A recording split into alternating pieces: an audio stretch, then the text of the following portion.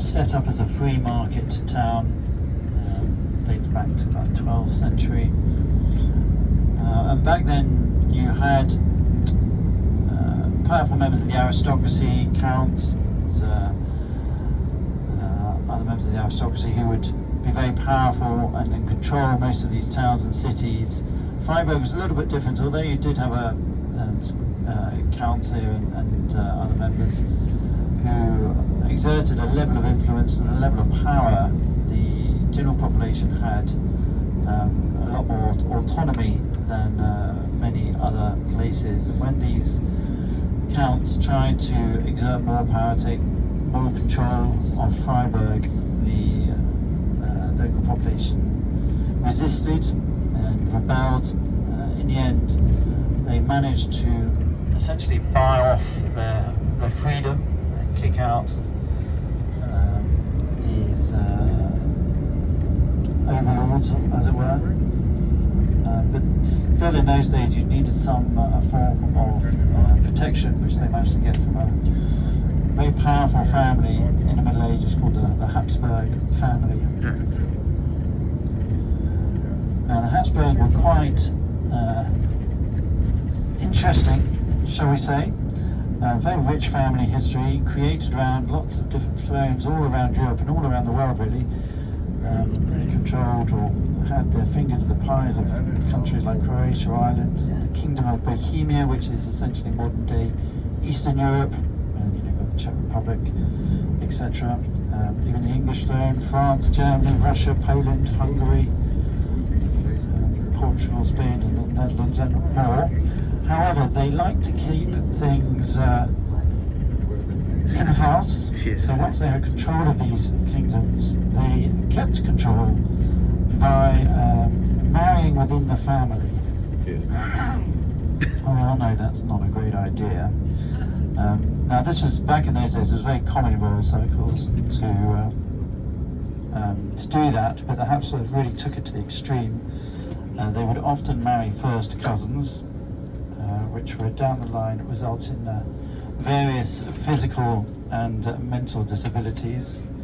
So the story of mental illness in the Habsburg family probably started with the marriage of a lady called Joanna of Castile, who also was known as Joanna the Mad, marrying Philip the Handsome.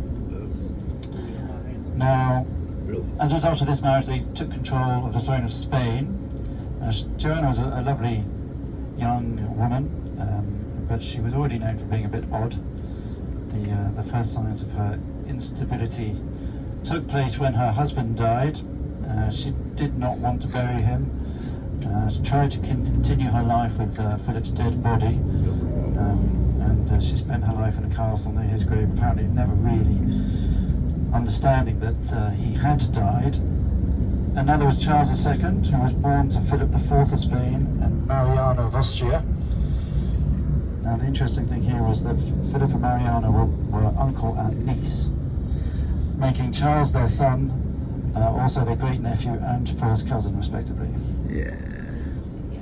Unsurprisingly, Charles suffered from ill health all his life. When he died, aged 38, the doctor who performed his autopsy stated that his body did not contain a single drop of blood, his heart was the size of a peppercorn, his lungs corroded, his intestines rotten and gangrenous, he had a single testicle black as coal, and his head was full of water. Then you had 1835, Ferdinand I. He became emperor despite having the mental age of a child. Too impaired to figure out how to open doors. He found signing his name impossible. One of his favourite activities was to put a waste paper basket on his head and roll on the floor. At one point he refused to believe that an eagle he saw was real because it only had one head. He was used to seeing the family crest, which had a two-headed eagle.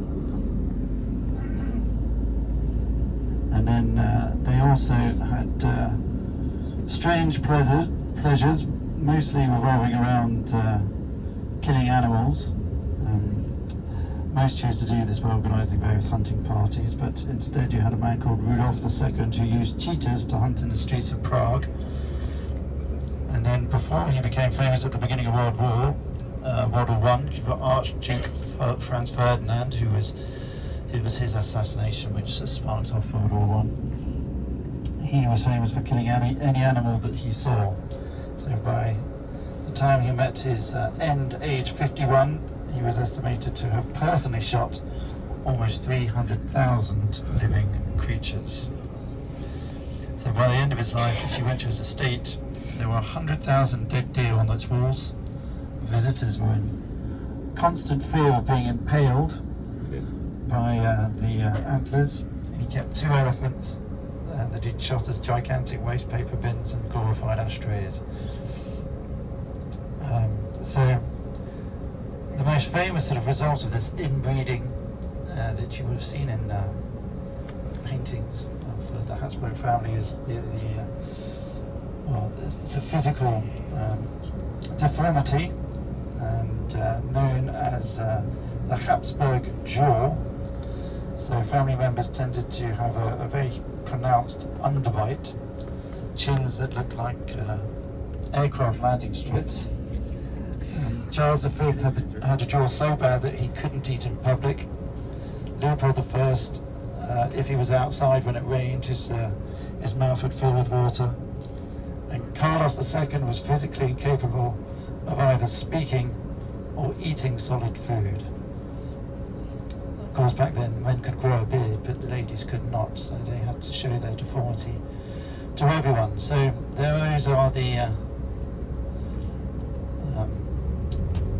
problems that you might face if you keep it too close to home, shall we say.